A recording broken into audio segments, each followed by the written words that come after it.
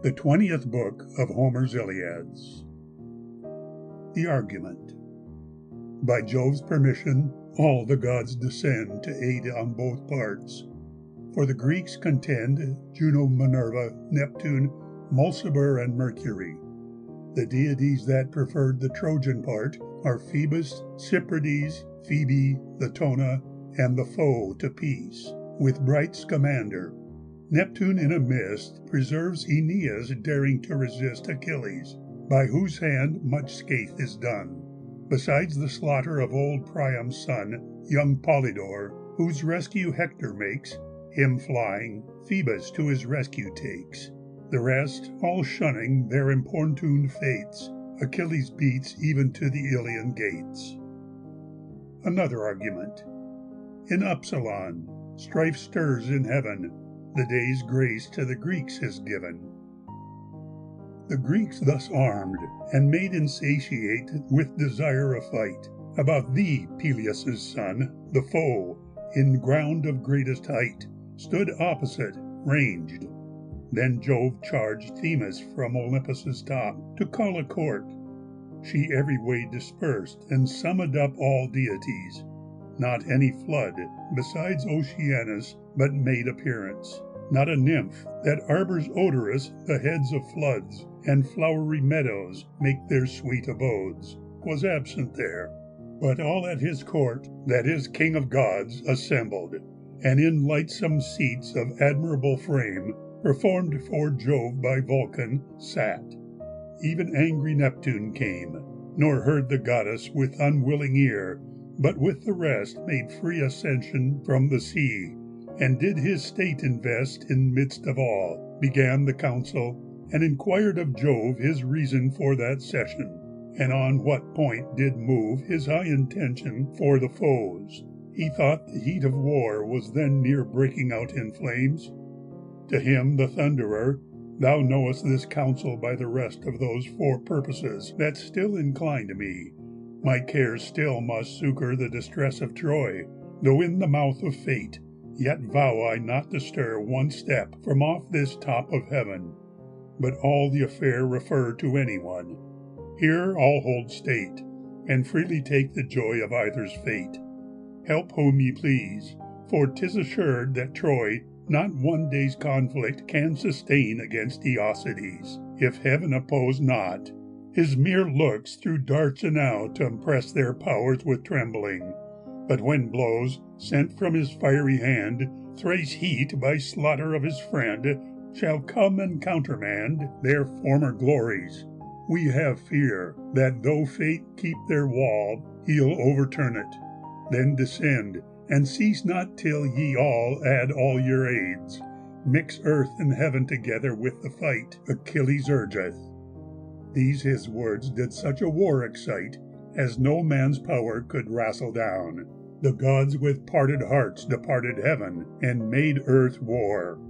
To guide the Grecian darts, Juno and Pallas, with the god that doth the earth embrace, and most for man's use Mercury, whom good wise inwards grace, were partially and all employed, and with them halted down, proud of his strength, lame Mulciber, his walkers quite misgrown, but made him tread exceeding sure. To aid the Ilian side, the changeable in arms went Mars, and him accompanied Diana that delights in shafts, and Phoebus never shorn, and Aphrodite's laughter pleased, and she of whom was born still young Apollo, and the flood that runs on golden sands, bright Xanthus. All these aided Troy, and till these lent their hands, the Grecians' triumph in the aid Aeacides did add, the Trojans trembling with his sight, so gloriously clad he overshined the field, and Mars no harmfuller than he bore the iron stream on clear. But when Jove's high decree let fall the gods amongst their troops, the field swelled, and the fight grew fierce and horrible. The dame, that armies doth excite, thundered with clamour, sometimes set at dike without the wall, and sometimes on the bellowing shore. On the other side, the call of Mars to fight was terrible. He cried out like a storm, set on the city's pinnacles, and there he would inform sometimes his heartenings, other times where Simois pours on his silver current at the foot of high Calicolon. And thus the blessed gods both sides urged, they all stood in the midst, and brake contention to the hosts. And over all their heads the gods' king in abhorred claps his thunder rattled out. Beneath them Neptune tossed the earth. The mountains round about bowed with affright and shook their heads. Jove's hill the earthquake felt, steep Ida, trembling at her roots, and all her fountains spilt, their brows all crannied. Troy did nod, the Grecian navy played as on the sea. The infernal king, that all things frays, was frayed and leaped affrighted from his throne, cried out, lest over him Neptune should rend into the earth. And so his house, so dim, so loathsome, filthy and abhorred of all the gods beside, should open both to gods and men.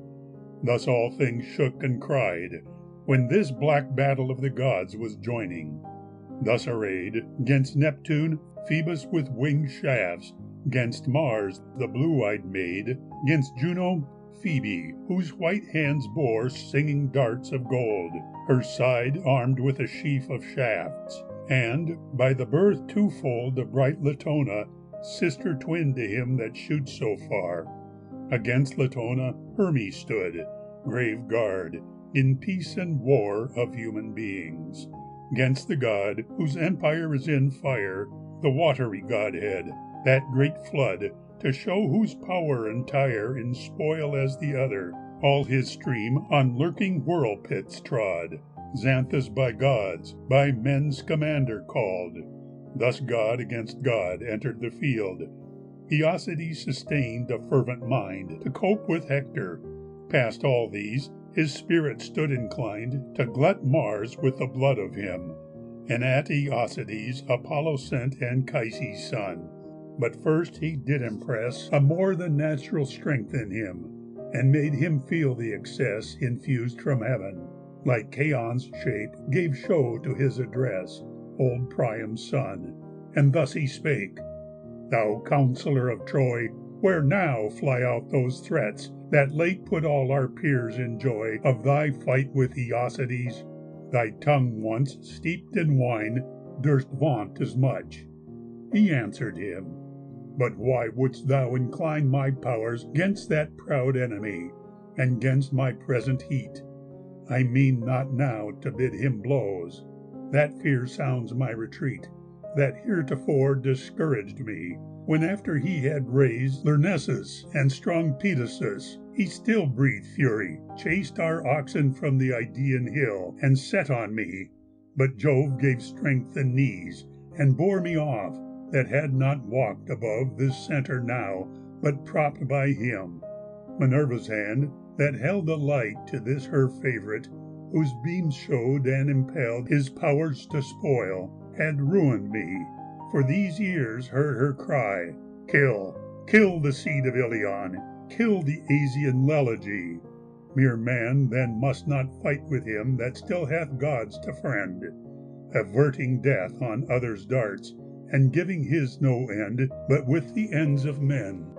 If godlike fortune in the fight would give my forces, not with ease winged victory should light on his proud shoulders, nor he scape, though all of brass he boasts his plight consisteth. He replied, Pray thou those gods of hosts, whom he implores, as well as he, and his chance may be thine.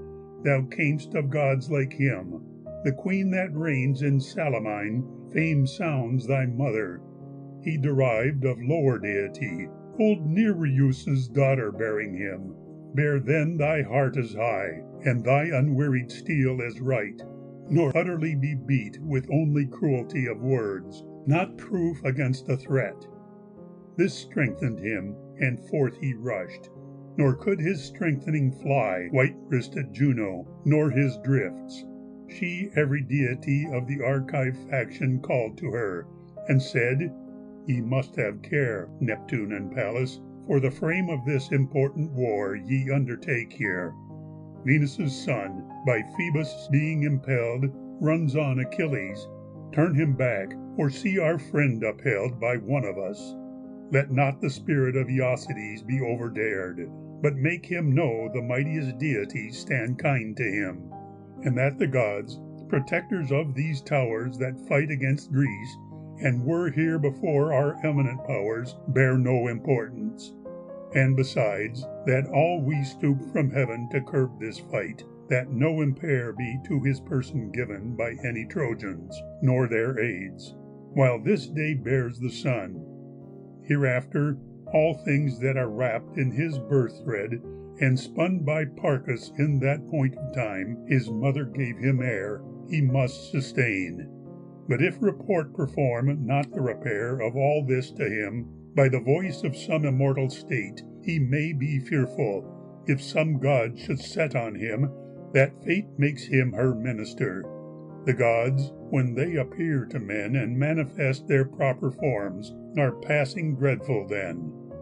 Neptune replied, Saturnia, at no time let your care exceed your reason. 'Tis not fit. Where only humans are, we must not mix the hands of gods. Our odds is too extreme. Sit we by, in some place of height, where we may see to them, and leave the wars of men to men. But if we see from thence, or Mars or Phoebus enter fight, or offer least offence to Thetis' son, not giving free way to his conquering rage, then comes the conflict to our cares. We soon shall disengage Achilles, and send them to heaven to settle their abode with equals, flying under strifes. This said, the black-haired god led to the tower of Hercules, built circular and high by Pallas and the Ilians, for fit security to Jove's divine son, 'gainst the whale that drave him from the shore to the ample field. There Neptune sat, and all the gods that bore the Greeks good meaning, casting all thick mantles made of clouds on their bright shoulders. The opposed gods sat hid in other shrouds, on top of steep Calicolon, about their golden sides, O Phoebus, brandisher of darts, and thine, whose rage abides no peace in cities. In this state these gods in council sate, all lingering purpose fight, to try who first would elevate his heavenly weapon. High-throned Jove cried out to set them on, said, all the field was full of men, and that the earth did groan with feet of proud encounters, burned with the arms of men, and barbed horse. 2 champions for both the armies then met in their midst prepared for blows, divine Aeneas and Venus' son.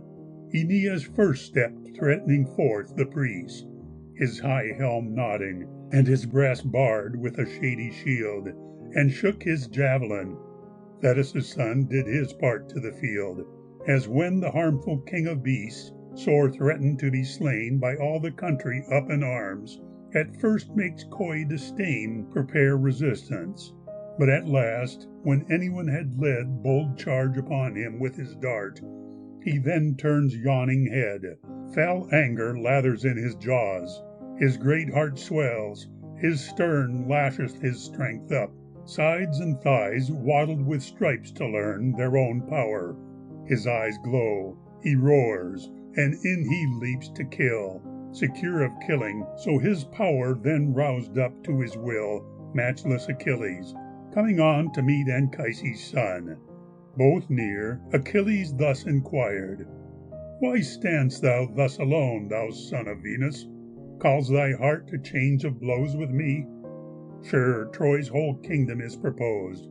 Some one hath promised thee the throne of Priam for my life, but Priam's self is wise, and for my slaughter not so mad to make his throne thy prize. Priam hath sons to second him. Is't then some piece of land, past others fit to set and sow, that thy victorious hand the Ilians offer for my head? I hope that prize will prove no easy conquest. Once, I think, my busy javelin drove with terror those thoughts from your spleen. Retain'st thou not the time, when single on the Idaean hill I took thee with the crime of runaway, thy oxen left, and when thou hadst no face that I could see, thy knees bereft it, and Lyrnessus was the mask for that. Then that mask too I opened to the air, by Jove and Pallas's help, and took the free light from the fair, your ladies bearing prisoners, but Jove and the other gods then saved thee. Yet again I hope they will not add their odds to save thy wants, as thou presumest. Retire then, aim not at Troy's throne by me, fly ere thy soul flies. Fools are wise too late. He answered him, Hope not that words can childlike terrify my stroke-proof breast. I well could speak in this indecency, and use tart terms, but we know well what stock us both put out, too gentle to bear fruit so rude. Our parents ring about the world's round bosom, and by fame their dignities are blown to both our knowledges, by sight neither to either known, thine to mine eyes, nor mine to thine. Fame sounds thy worthiness from famous Peleus, the sea-nymph that hath the lovely tress, Thetis thy mother. I myself affirm my sire to be great-souled Anchises, she that holds the Paphian deity, my mother. And of these this light is now to exhale the tears for their loved issue, thee or me. Childish, unworthy, dares are not enough to part our powers. For if thy spirits want due excitation, by distrust of that desert I vaunt, to set up all the rests for my life, I'll lineally prove, which many will confirm, my race. First, cloud-commanding Jove was sire to Dardanus, that built Dardania, for the walls of sacred Ilion spread not yet these fields, those fair-built halls of divers languaged men not raised, all then made populous the foot of Ida's fountful hill. This Jove got Dardanus begot King Erichthonius, for wealth past all compares of living mortals. In his fens he fed 3,000 mares, all neighing by their tender foals, of which twice 6 were bred by lofty Boreas, their dams loved by him as they fed. He took the brave form of a horse that shook an azure mane, and slept with them. These twice 6 colts had pace so swift, they ran upon the top ales of corn ears, nor bent them any whit. And when the broad back of the sea their pleasure was to sit, the superficies of his waves they slid upon, their hooves not dipped in dank sweat of his brows. Of Erichthonius's loves sprang Tros, the king of Trojans. Tros 3 young princes bred, Ilus, renowned Assaracus, and heavenly Ganymed, the fairest youth of all that breathed, whom for his beauty's love the gods did ravish to their state, to bear the cup to Jove. Ilus begot Laomedon, godlike Laomedon got Tithon, Priam Clytius, Mars-like Hicetaon, and Lampus. Great Assaracus Capys begot, and he Anchises, Prince Anchises me, King Priam Hector. We sprang both of one high family. Thus fortunate men give birth, but Jove gives virtue. He augments, and he impairs the worth of all men, and his will their rule. He, strongest, all strength affords. Why then paint we, like dames, the face of conflict with our words? Both may give language that a ship, driven with 100 oars, would overburthen. A man's tongue is voluble, and pours words out of all sorts every way. Such as you speak you hear. What then need we by calumnies, like women that will wear their tongues out, being once incensed, and strive for strife to part, being on their way, they travel so. From words may avert, from virtue not. It is your steel, divine Aeacides, must prove my proof, as mine shall yours. Thus amply did he ease his great heart of his pedigree, and sharply sent away a dart that caught Achilles' shield, and rung so it did fray the son of Thetis, his fair hand far thrusting out his shield, for fear the long lance had driven through. O fool, to think 'twould yield, and not to know the gods' firm gifts want wont to yield so soon to men's poor powers. The eager lance had only conquest one of 2 plates, and the shield had 5, 2 forged of tin, 2 brass, one that was the center plate of gold, that forbid the pass of Anchises' lance. Then sent Achilles forth his lance, that through the first fold strook, where brass of little worth and no great proof of hides was laid. Through all which Peleus ran his iron head, and after it his ashen body went past to the earth, and there it stuck, his top on the other side, and hung the shield up, which hard down Aeneas plucked, to hide his breast from sword blows, shrunk up round, and in his heavy eye was much grief shadowed, much afraid that Peleus struck so nigh. Then prompt Achilles rushing in his sword drew, and the field rung with his voice. Aeneas now left and let hang his shield, and all distracted, up he snatched a 2 men's strength of stone, and either at his shield or casque he sent it rudely gone, nor cared where, so it struck a place that put on arms for death. But he, Achilles, came so close, had doubtless sunk beneath his own death, had not Neptune seen and interposed the odds of his divine power, uttering this to the Achaean gods: I grieve for this great-hearted man. He will be sent to hell, even instantly, by Peleus' son, being only moved to deal by Phoebus' words. What fool is he! Phoebus did never mean to add his great words, his guard against the ruin then summoned against him. And what cause hath he to head him on to others' miseries, he being cleared of any trespass done against the Grecians? Thankful gifts he oft hath given to us. Let us then quit him, and withdraw this combat, for if thus Achilles end him, Jove will rage, since his escape in fate is purposed, lest the progeny of Dardanus take date, whom Jove, past all his issue, loved, begot of mortal dames. All Priam's race he hates, and this must propagate the names of Trojans, and their sons' rule, to all posterity. Saturnius said, Make free your pleasure, save or let him die. Pallas and I have taken many and most public oaths, that the ill day never shall avert her eye, red with our wraths, from hated Troy. No, not when all in studied fire she flames, the Greek rage blowing her last coal. This nothing turned his aims from present rescue, but through all the whizzing spears he passed, and came where both were combating, when instantly he cast a mist before Achilles' eyes, drew from the earthen shield his lance, and laid it at his feet, and then took up and held aloft the light Anchises' son, who passed with Neptune's force full orders of heroes' heads, and many a troop of horse leaped over, till the bounds he reached of all the fervent broil, where all the Caucons' quarters lay.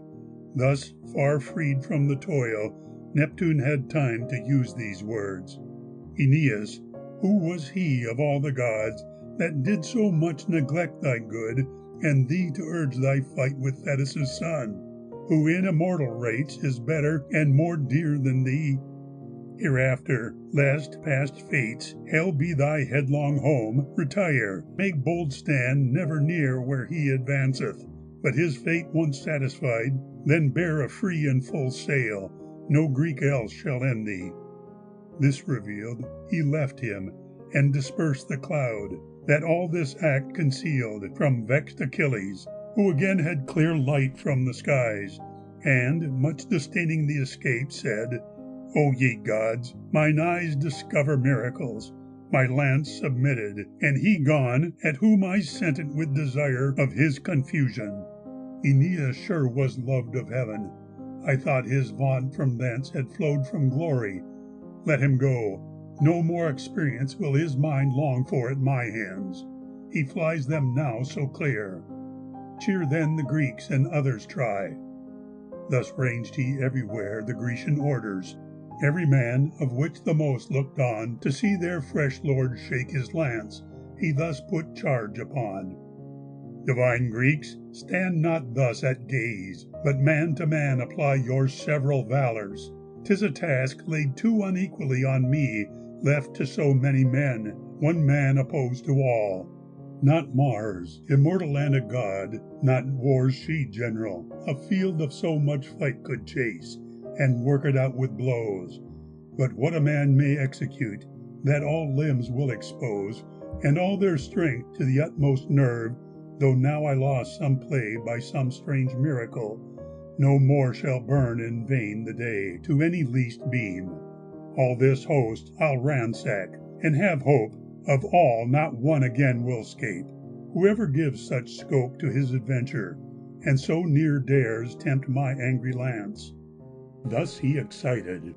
Hector then as much strives to advance the hearts of his men, adding threats, affirming he would stand in combat with Aeocides.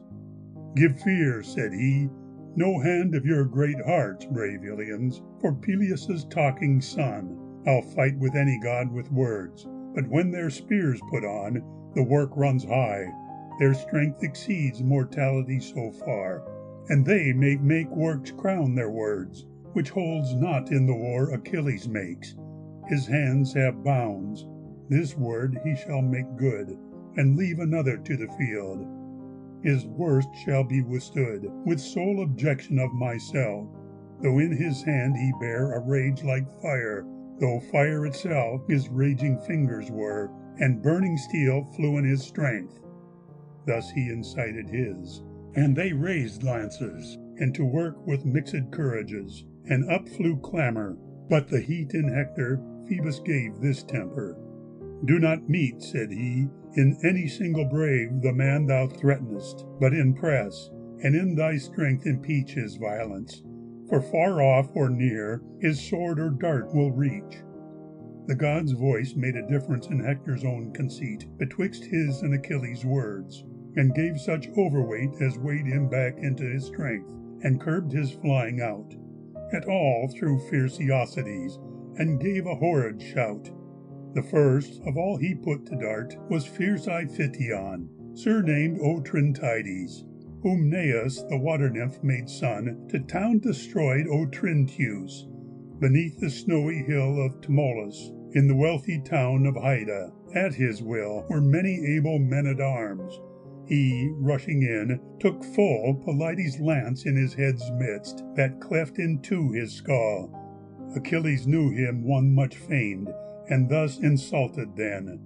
Thou art dead, Otrintides, though called the terriblest of men. Thy race runs at Gygius' lake. There thy inheritance lay, near fishy Hylas and the gulfs of Hermus, but this day removes it to the fields of Troy.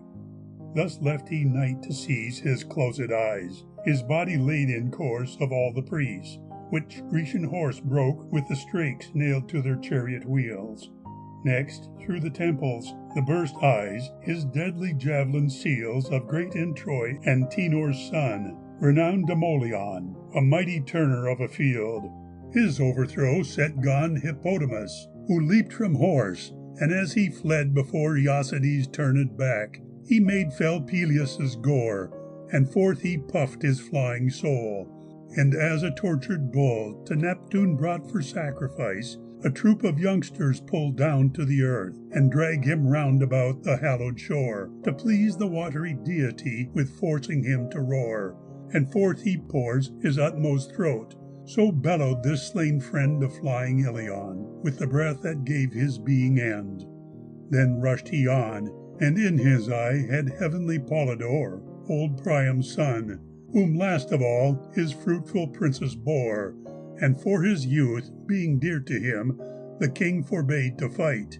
Yet, hot of unexperienced blood, to show how exquisite he was of foot, for which of all the 50 sons he held the special name, he flew before the first heat of the field, even till he flew out breath and soul, which through the back the lance of swift Achilles put in air, and did his head advance out at his navel. On his knees the poor prince crying fell, and gathered with his tender hands his entrails, that did swell quite through the wide wound, till a cloud as black as death concealed their sight, and all the world from him.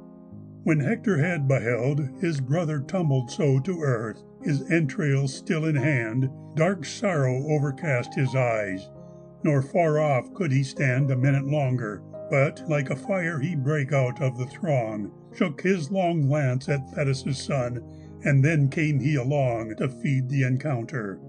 "Oh," said he, "here comes the man that most of all the world destroys my mind, the man by whom I lost my dear Patroclus. Now not long the crooked paths of war can yield us any privy scapes. Come, keep not off so far," he cried to Hector. "Make the pain of thy sure death as short, as one so desperate of his life hath reason." In no sort this frighted Hector, who bore close and said, "Aeacides, leave threats for children. I have power to thunder calumnies as well as others, and well know thy strength superior far to that my nerves hold. But the gods, not nerves, determine war. And yet for nerves there will be found a strength of power in mine to drive a lance home to thy life. My lance as well as thine hath point and sharpness, and 'tis this." Thus brandishing his spear, he set it flying, which a breath of Pallas back did bear from Thetis' son to Hector's self, and at his feet it fell. Achilles used no dart, but close flew in, and thought to deal with no strokes but of sure dispatch. But what with all his blood he laboured, Phoebus cleared with ease, as being a god and stood for Hector's guard, as Pallas did Aeacides for thine. He wrapped him from him, and a cloud of much night cast between his person and the point opposed. Achilles then exclaimed, "O see, yet more gods are at work. Apollo's hand hath framed, dog that thou art, thy rescue now, to whom go pay thy vows thy safety owes him. I shall vent in time those fatal blows that yet beat in my heart on thine, if any god remain my equal fautor. In meantime my anger must maintain his fire on other Ilians." Then laid he at his feet great Demuchus, Philetor's son, and Dryope did greet with like encounter. Dardanus and strong Laogonus, wise Bias' sons, he hurled from horse. Of one victorious with his closed sword, the other's life he conquered with his lance. Then Tros, Alastor's son, made in, and sought to scape their chance with free submission. Down he fell, and prayed about his knees he would not kill him, but take ruth, as one that destinies made to that purpose, being a man born in the selfsame year that he himself was. O poor fool, to suit to him to bear a ruthful mind! He well might know he could not fashion him in ruth's soft mould. He had no spirit to brook that interim in his hot fury. He was none of these remorseful men, gentle and affable, but fierce at all times, and mad then. He gladly would have made a prayer, and still so hugged his knees he could not quit him, till at last his sword was fain to free his fettered knees. That made a vent for his white liver's blood, that caused such pitiful effects, of which it poured a flood about his bosom, which it filled, even till it drowned his eyes, and all sense failed him. Forth then flew this prince of tragedies, who next stooped Mulius, even to death with his insatiate spear. One ear it entered, and made good his pass to the other ear. Achilles then, Agenor's son, he struck between the brows, whose blood set fire upon his sword, that cooled it till the throes of his then labouring brain let out his soul to fixed fate, and gave cold entry to black death. Deucalion then had state in these men's beings, where the nerves about the elbow knit. Down to his hand his spear steel pierced, and brought such pain to it as led death jointly, whom he saw before his fainting eyes, and in his neck felt, with a stroke, laid on so, that off flies his head. One of the twice 12 bones that all the backbone make let out his marrow, when the head he, helm and all, did take, and hurled among the Ilians, the body stretched on earth. Rigmus of fruitful Thrace next fell. He was the famous birth of Pyrrheus. His belly's midst the lance took, whose stern force quite tumbled him from chariot. In turning back the horse, their guider Areithous received another lance that threw him to his lord. No end was put to the mischance Achilles entered, but as fire, fallen in a flash from heaven, inflames the high woods of dry hills, and with a storm is driven through all the sylvan deeps, and raves, till down goes everywhere the smothered hill, so every way Achilles and his spear consumed the champaign. The black earth flowed with the veins he tore, and look how oxen, yoked and driven about the circular floor of some fair barn, tread suddenly the thick sheaves thin of corn, and all the corn consumed with chaff, so mixed and overborne beneath Achilles' one-hoofed horse, shields, spears, and men lay trod.